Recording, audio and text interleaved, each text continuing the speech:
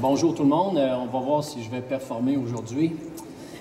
Donc, moi, j'ai été, on l'a dit tantôt, CPMAT pendant 11 ans. Je suis encore CPMAT.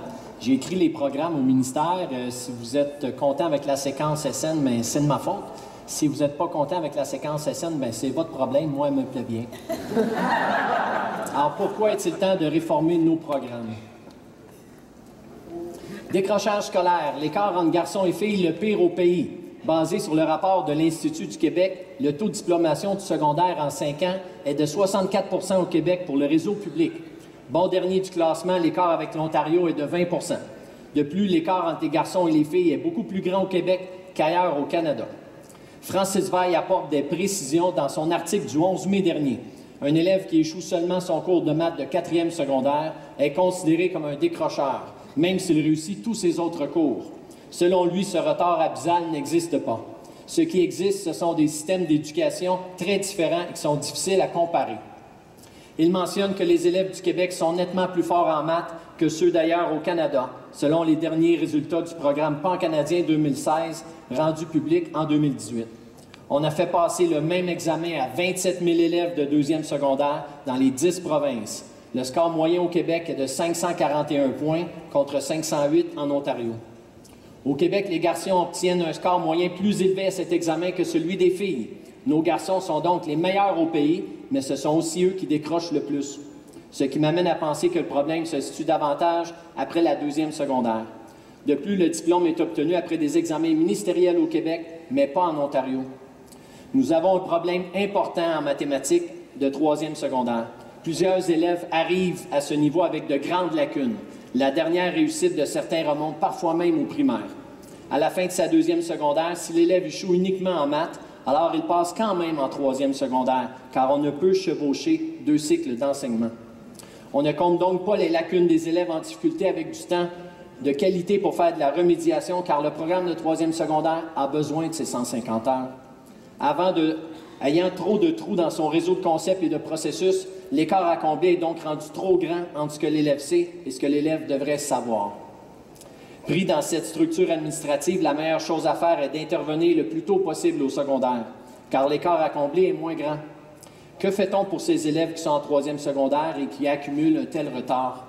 Certains font du surplace jusqu'à ce qu'ils décrochent ou qu'ils aillent aux adultes, car la promotion est par matière au 2e cycle. Qu'est-ce que ça prend comme bagage mathématique pour être fonctionnel dans la vie de tous les jours? Sens du nombre, raisonnement proportionnel, géométrie en 2 et 3D, probestat, j'ajouterais des maths financières et bien sûr des compétences technologiques. Suite à tout ceci, j'en conclus que notre séquence de base est trop relevée. De plus, elle devrait commencer dès la 3e secondaire. Il est donc grand temps d'avoir une séquence maths du consommateur, comme dans les provinces de l'Ouest. Une séquence où je ne mettrai pas d'épreuves ministérielles et où le contenu ne serait pas complètement prescrit. Une séquence où l'on mettrait l'emphase sur le côté utilisateur des technologies, car ces dernières nous permettent d'aborder des concepts plus complexes sans avoir à traiter l'aspect calculatoire. De plus, nous avons 2 séquences fortes, TS et SN, qui ouvrent les mêmes portes. C'est un peu de ma faute. Ça réduit les possibilités pour les élèves. Pourquoi on n'a pas de séquence intermédiaire? Il faut aussi valoriser les métiers spécialisés et arrêter de dire « si tu veux t'ouvrir toutes les portes, mon jeune, t'es mieux de faire la séquence forte ».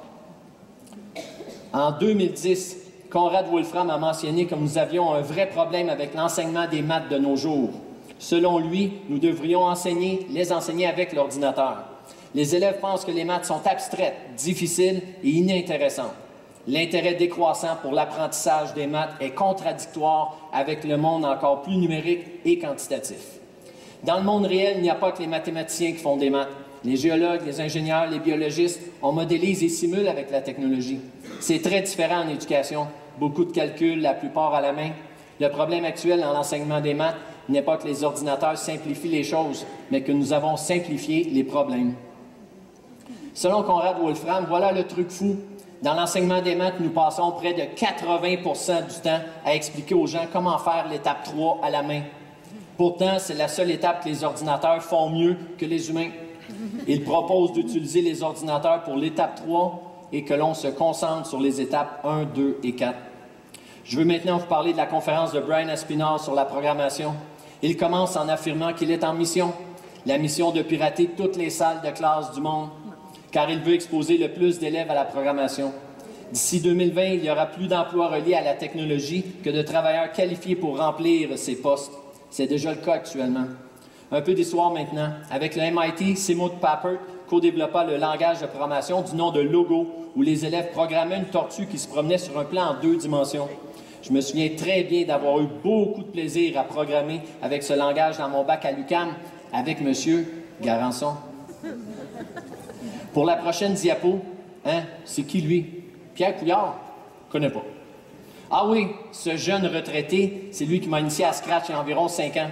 Scratch existe depuis maintenant 15 ans et c'est Mitch Resnick et son équipe du MIT qui continuent de développer ce super langage de programmation par bloc. Venez nous voir, Mathieu et moi, à l'atelier 305. Dans sa conférence, Brian Aspinall mentionne les travaux de Janet Wing, où elle définit la pensée informatique comme étant la pensée critique plus la puissance de l'ordinateur. Cette pensée nous aide effectivement à résoudre des problèmes impossibles à résoudre auparavant.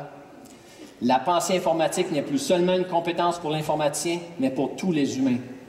Nous pouvons inclure la pensée informatique et la programmation dans nos salles de classe, mais avant, nous devons trouver l'équilibre entre la régurgitation de contenu et l'utilisation de la technologie. Je ne suis pas prêt à enlever tout l'aspect calculatoire de la séquence forte, mais je suis prêt à le remettre en question pour la séquence de base. Les ordinateurs ont transformé l'application des maths dans le monde réel. Est-ce que l'école a suivi? La prochaine réforme sera la plus importante de toute l'histoire, car ce sera celle où on fera entrer les élèves dans l'ère du 21e siècle. Comme le dit Brian Aspinall, il ne s'agit pas de nous. On doit arrêter de vouloir que les élèves soient conformes à notre monde, mais plutôt de les laisser s'exprimer dans le leur. Allez vivre des activités technologiques et de programmation avec vos élèves ou initier un collègue à le faire. Voilà.